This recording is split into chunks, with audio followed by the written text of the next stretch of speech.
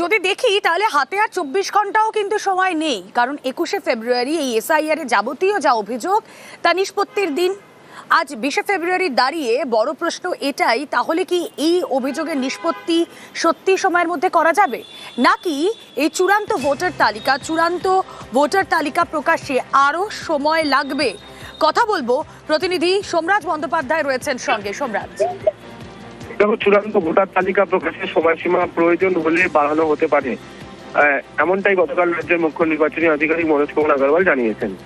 কেন না, তার কারণ হচ্ছে এখনো দেখা যাচ্ছে গতকাল পর্যন্ত যে হিসেব, তাতে জেলা শাসকদের কাছে প্রায় 5 লক্ষের কাছাকাছি ভোটারদের নথি যাচাইয়ের জন্য পড়ে রয়েছে। পাশাপাশি জেলা শাসকরা ভেরিফাই করে দেওয়ার পরেও দেখা যাচ্ছে এইআরওর কাছে চূড়ান্ত সিদ্ধান্তের জন্য পড়ে রয়েছে প্রায় 20 থেকে 25 লক্ষ ভোটারের নথি। এছাড়াও আগে যে ভোটারদের শুনানি হয়ে গেছে এবং তাদের নথি যাচাই করে পাঠিয়ে দেওয়া হয়েছিল, সেখান থেকে জাতীয় নির্বাচন কমিশনের তরফে আবারও 30 লক্ষ ভোটারের নথি ফের ভেরিফাই করার কথা বলা হয়েছে।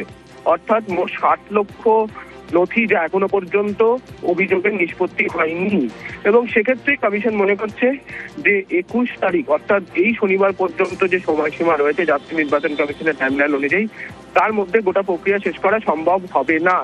যদিও রাজ্যের মুখ্য নির্বাচনী আধিকারিক প্রত্যেক জেলা শাসকদের নির্দেশ দিয়েছে যাতে শনিবারের মধ্যেই সব অভিযোগের নিষ্পত্তি করা যায়, কিন্তু যেভাবে কাজের গতি দেখা যাচ্ছে তাতে কমিশন মনে করছে শনিবারের মধ্যে সব অভিযোগের নিষ্পত্তি করা সম্ভব নয়।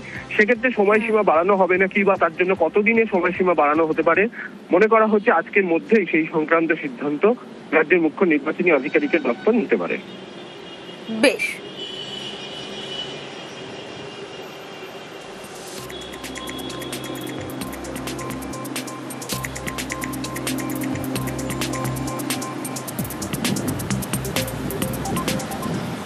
আরে